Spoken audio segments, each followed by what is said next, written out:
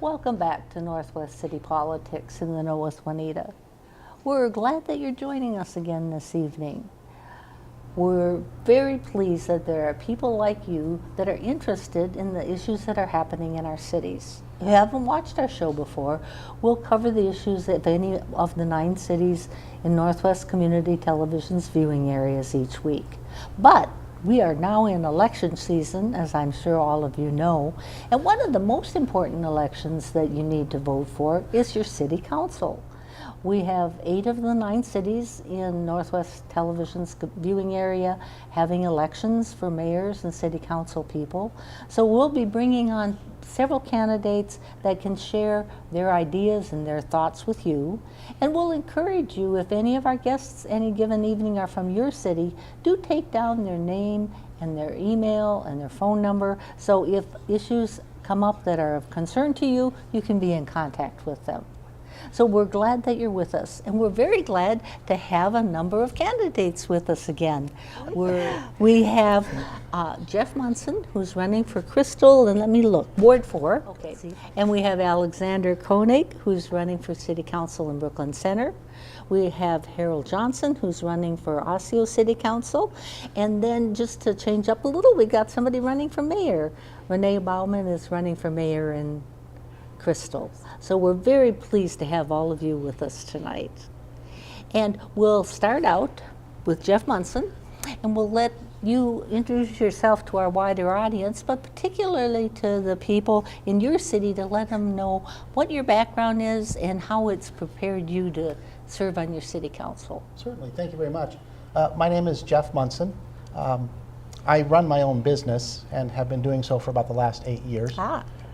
One of the things that I think qualifies me is that, unlike a lot of people, I have attended many, many council meetings over the last 8 years just as an observer. Right. So I kind of keep up to date on what's going on in the city and what some of the issues are that the city is facing. Right. Yeah. So definitely. And I think with running my own business, it kind of gives me the ideas of budgeting, fiscal responsibility, planning ahead of time, you know, looking into the future to see and project what may be coming on the horizon. Right.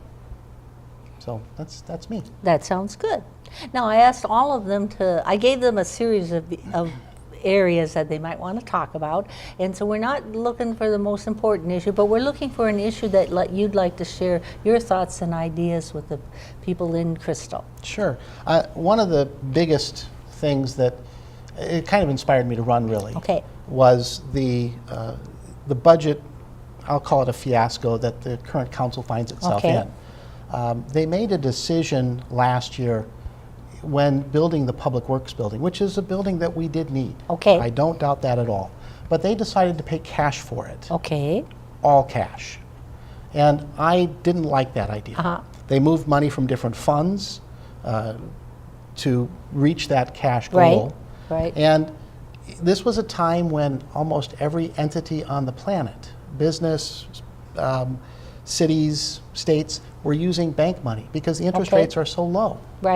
So I'm not saying we had to bond all of it, but I'm thinking that perhaps if we had bonded half or some of it, that we may not be in the situation that we're in now, where they're going to have to raise taxes because they have to replace all the money that they took from a lot of the funds. Because they took from the utility fund, the EDA fund, the general fund, and that was something that I was very disappointed in because I thought that was a pretty simple concept. That, you know, if the bank will borrow you the money and you don't have to pay a lot of interest, hold on to the money in case you need it later when interest rates are high. Because you never know. Or that emergency pipe breaks and you've got to fix it quickly. So that was the biggest thing, I think. And then another issue from our list, or if you want to do a special issue from your city. Well, one of the other issues, of course, and it's through many cities, is the Blue Line extension. You know? And I've been talking to people in my ward, and some are for, some are against. Myself personally, I'm for it. My family will benefit from it because it will make it easier for my wife to get to her work. It will be easier for us to get downtown or to get to the airport. And I think that we can get this project done, but we also still need to be aware of and be careful of how it's being done. Oh, okay. You know, making sure that the city's not overpaying for it, making sure some of the city's needs might be met, such as maybe a noise wall needs to be constructed on the back side of Botno Boulevard. So that's the other, I think, big issue. Those are, to me, the two main issues in Crystal, is the Botno Boulevard extension, and the other benefit is as the demographics in the city kind of turn, because as people get older, they move out of the city or they move into, you know, downsize. We want to make sure that we can attract new residents and be favorable, and also possibly attract new businesses. Right. As you bring people in to get easier and bring them out, in and out, it's easier for businesses to come in because they know that there's going to be population movement. So those are the two big things. Okay. And is there another issue that from the list, or maybe a general one? Well, I think that one of the other ones is that balance between, you know, services and taxes. Right. Because, and that's like I mentioned before, with the budget issue, they're looking at a tax increase of like 8.3%. Right. And that's just to keep our current services. Last year, my taxes went up 12%. That's just what I pay to the city. Right. Not county, just the city. Right. And yep, you're going to need to increase taxes year over year because we can't set up a lemonade stand outside City Hall to try to raise additional funds, okay? Right. So you're going to need to maintain the services, but I'm hoping for smaller tax increases. You know, maybe 2%, maybe 3% annually. You know, I have to dig into budgets a little bit more to figure that out. Right. But if you can control your budget, you can control your taxes, control spending, budget or, you know, bond when necessary. We don't have to run all cash. Right. So those are some of the things, and that's kind of too what some of the people that I've talked to between night-to-night parties out on the campaign trail, they're concerned about what the taxes are going to be doing. They're concerned about the reserve money being gone. Right. They're, you know, it's people know what's going on in the city, and they do have some concerns. I'm going to stop you there because I want to make sure you've got time to tell the people in Crystal Ward 4 why they should vote for you on November 8th. So the reason I think you should vote for me, Jeff Munson, on November 8th, is basically I can work for the citizens of Crystal to bring the budget back into control, watch spending, which will then lead to less really high tax increases. We'll still have tax increases, but I don't think they need to be 8 or 10 or 12%. So when you get all of that in line, everything else gets easier. You can make Crystal a better city. You can watch your spending and everything else. And that's why I think you should vote Jeff Munson on November 8th. Okay, thank you very much. Now we'll move on to Alexander Koenig, and we'll let you start out with your introduction to the people in your city. Juanita, hi, first of all, and I think just prior we were speaking about I greatly appreciate, I think, and so does all the candidates sitting here as well as the folks who watch this show, what a service it actually is. So I thank you, and I'm sure all the other candidates do as well. I am Alexander Koenig, and I have a varied background in as much as I've worked in corporate settings, in social services settings, some real estate settings, and actually I also am a writer. And so the diverse background is something I think that is of extreme value in terms of being able to see more of or understand a global picture, if you will, of our communities, of our cities. Right. I have lived in San Francisco. I have lived in Elk River. I have lived in Chicago. I have resided in Marshfield, Wisconsin. Those contrasts are something that is very important when you are in a city such as Brooklyn Center, and even the cities that we have around us, as society is changing greatly in as much as technology, access to information, transportation, and how we do or don't go about getting there. And I have seen what the high congestion cities need to do, which actually Minneapolis is replicating as it is growing in its boom.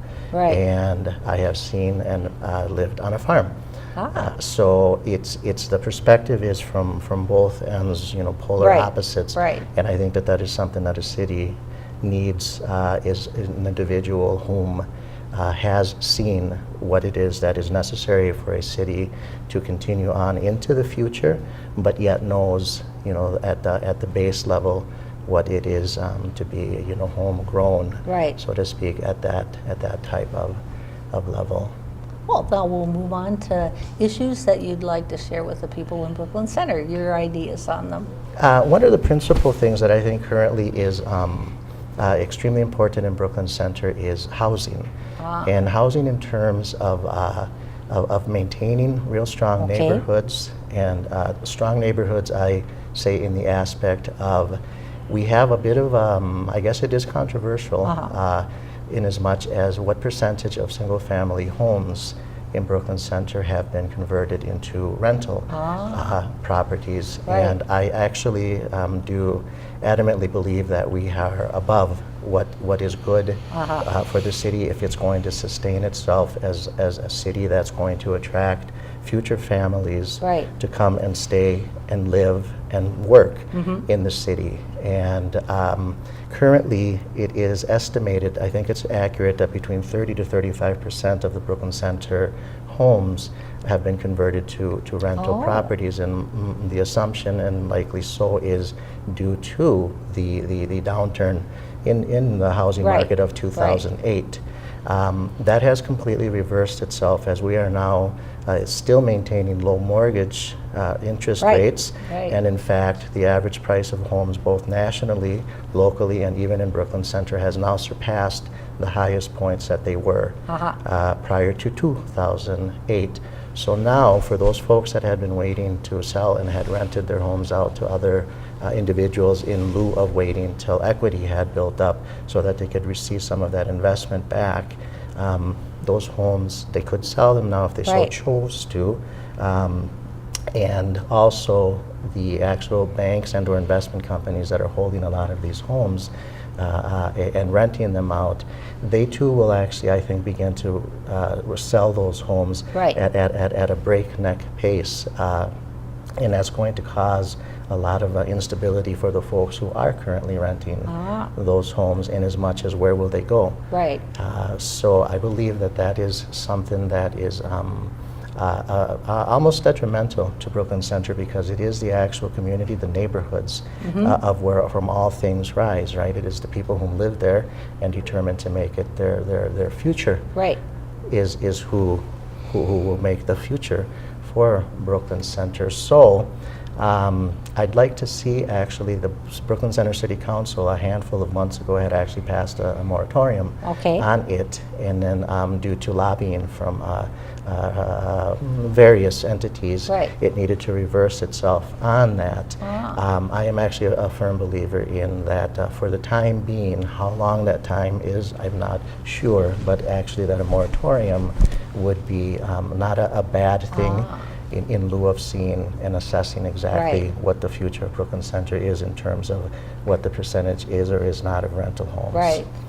Well, now let's take time, so you've got plenty of time to tell the people out in Brooklyn Center why they should vote for you on November 8th. On November 8th, I am looking at that I have a breadth of experience in terms of, again, social services, from corporate to creativity to arts. Mostly, I am someone whom is a champion of as they say, a cliche perhaps, maybe the common man in terms of I myself. I'm a common man, meaning we are just out and about, going on about our business and trying to do the best we can in our everyday life. I believe that I am of Spanish descent and do speak Spanish, so I understand what some of the cultural issues are for those folks that are foreign-born residents, and many of the calamities, so to speak, that they are facing currently in integrating to our society. And I am been with the Brooklyn Center. I am vice chair of the Planning Commission for the last year plus, so I am very familiar with where we are at and what the aspirations for the city are. So I am looking for your confidence and your vote. Thank you. Now we'll move on to Harold Johnson from Osseo and let you introduce yourself, particularly to the people of Osseo. Well, I'm Harold Johnson. I'm running for re-election to the Osseo City Council. I've been a property and business owner in the Osseo area for nearly 60 years, working with businesses and individuals on their accounting, financial, and tax concerns. Since retiring as a CPA, I've taken an extra interest in the Osseo local government, and I served on the Economic Development Authority for the past 4 years and was elected to City Council member this past 2 years. Time required for council person is far more than attendance at a council meeting each month. Oh, that's for sure. And I have this time available that some of the other council members may not have. So I feel that I am devoted to spending this extra time to carry out my duties. And so therefore that's why I'm running for re-election. And now, what kind of issues would you like to share with the people of Osseo in terms of this election? Well, some of them is, like the Osseo EDA, we have no undeveloped land that it owns at this time. That's a change from years past. Discussions are ongoing regarding possible redevelopment and remodeling projects within the city. And personal residents that become available are sold in a very short time, mostly to young couples that have a connection to the community. Osseo has a long-range plan in place updating the infrastructure, sidewalks, alleys, streets, in order not to overburden the taxpayers by spreading the cost out. Oh, right. The city has continued to maintain a good credit rating through proper maintenance expenditures and increasing the financial reserves to comply with state expectations. We did a refinancing of some of our bonds this past year and saved considerable amount of interest. And we have also employed a new engineering firm who has started and will be carrying out the city plans in the future. Right. And we also have a Park and Recreation Committee that has been established to proceed with the planning for all marketing and all park and activities with the staff for the city moving forward. With a small area for the city to develop a tax base from, extra care must be taken to explore other available sources that generate revenues and helping cover expenditures. Oh, definitely. And one of the sources that has been the Osseo Firemen Relief Association for their pull tab operation have been able to cover most all of the equipment that have been necessary for our fire department. And this has helped considerably on our cost. Osseo's tax rate will remain nearly the same as prior year. Additional increases in the taxes will come from valuation increases. And there is a strong interest in what is happening in the city. Individuals are volunteering for committees to become involved. Strong effort has been made for the city school system to work a good relationship. Osseo is open for business and individuals to explore and enjoy the small town community setting. Any other issues that you're concerned about, or you want to share your ideas? We're pretty well, you know, the ones that we have added some multiple dwelling housing, which was completed a year ago. And the one complex increases our population by 10%. Wow. So, a pretty good increase. Yes, very good increase. And some of those people that have moved there to get closer to work and have become active in the community and on some of our committees and things like that. So new blood is good to have for the city life. Oh, very important. So. As you're campaigning, are you hearing any particular issues from the people that you talk to? Well, I visited all the businesses and all the home residents at least twice in the last 2 years, and the complex of most people's feelings are that business is good, Their houses are increasing in value. They're happy from what they were 2 years ago, and very little negative feeling amongst the people.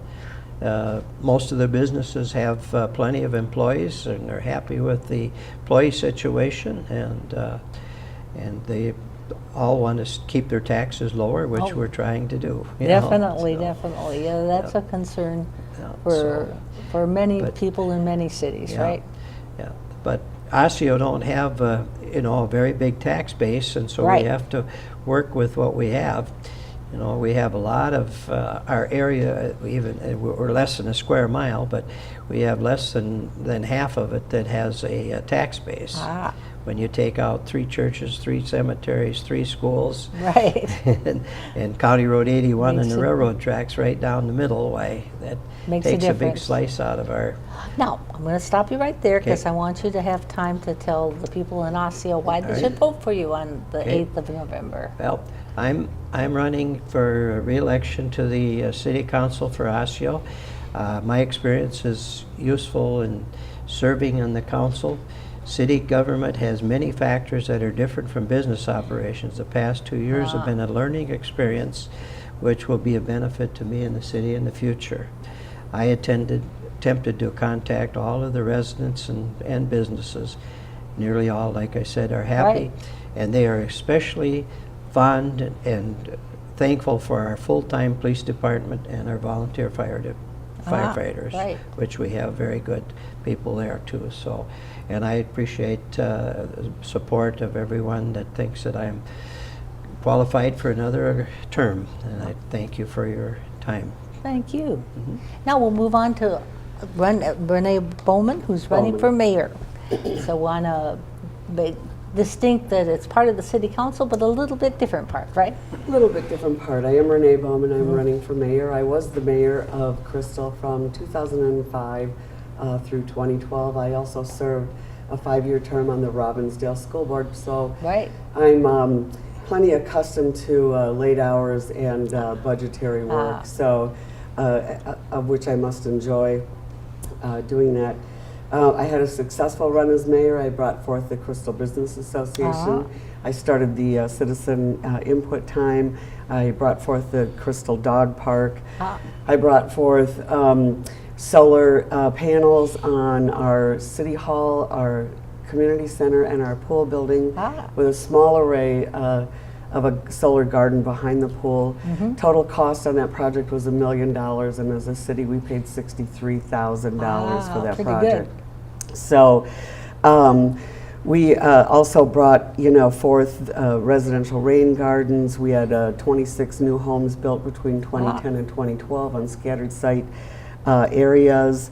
I was also very proud to say that I implemented in 2010 the Domestic Partner Registry as part of our effort to be inclusive and ever mindful of human rights in the city of Crystal. So that's a short list of the things I've accomplished in 13 years as an elected official.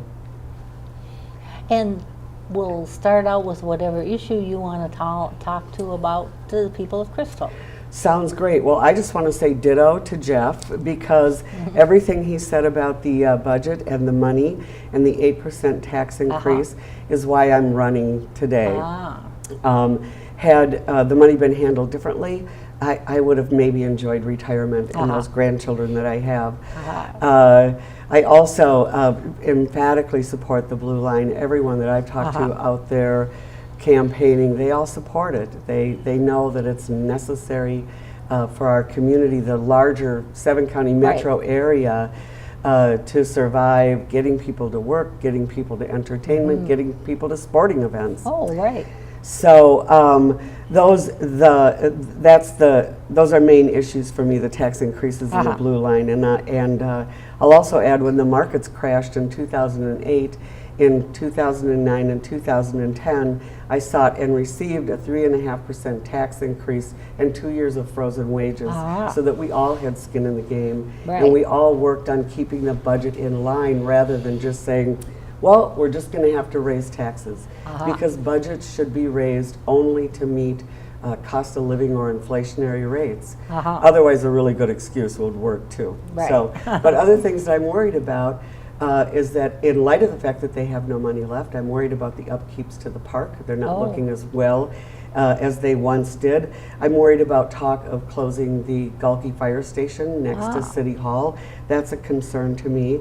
And also the environmental piece of it is a concern to me, because we are not preparing for the new laws that we are about to see in 2018 and I think 2020 as it relates to solid waste in the 7-county metro area. So we need to be preparing also for the future, not just taking care of our budgets. Yeah, important issue in many cities, right? Many cities. We need to bring 33% of the trash that's collected on any given day in the 7-county metro area is compostable. So we will need to begin voluntary compost collection. I don't believe in legislating, I believe in educating, and I believe in the program that Minneapolis has started with a voluntary program, and build slow. And is there another issue you'd like to share? Geez, that was such a short list. The other issue that has some real concern for me is the lack of a human rights committee. Okay. There were some issues that occurred and people resigned and people were offended. And it was tragic, and it's like, how can you have a human rights commission that disbands because nobody gets along? So that in and of itself is very disturbing to me. We have a camera on cops program that is going to be implemented into the city of Crystal. Vital that we produce a policy that demonstrates the equalness in which those tools are applied to our citizens, because we get one chance to do it right, one chance. And so we need to have that policy reviewed by the community at large, and it really needs to be a community project. Yeah, that's an area that is a growing and rising issue that all cities are looking into. Well, and times have changed, and so as a even as a parent in a large clan knows, you need to keep the peace. It's for the betterment of the family that you keep the peace, and regardless of the differences between all your children, and the good and the bad and the awful of some of them, you need to work at keeping the peace. Right. Now, chance for you to tell the Crystal people why they should vote for you. Why they should vote for me? Well, there's really two things that the voters do need to know about me, and that is my strong and passionate support for the light rail, and also the fact that I am a strong financial leader.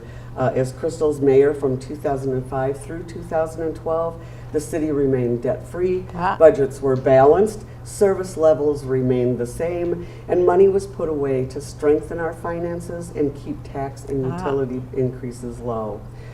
Crystal's current asking of 8% for 2013 is just plain wrong, and really now is the time for strong financial leadership, and that financial leadership is ReNae Bowman. Well, thank you to all of you for sharing your thoughts and your ideas with the audience out there, and we'll encourage everybody out there to really take time to learn about the people running for your city council. That's the election that's going to affect you most directly, so we do encourage you to take time. I hope you took down the names and addresses and phone numbers. If you've got concern about particular issues, be sure to share them with the people that are running for your city councils.